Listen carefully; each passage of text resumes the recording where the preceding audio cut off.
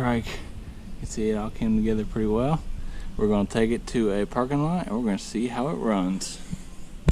Alright guys, we're going to go test these drift trikes out. We got a couple people coming with theirs and we're going to race them around a parking lot. My battery is running low, so thank you so much for watching this video. I'm going to post a few videos of us racing these carts to the parking lot till my battery dies on my camera. But again, please subscribe, take care, and have a great day.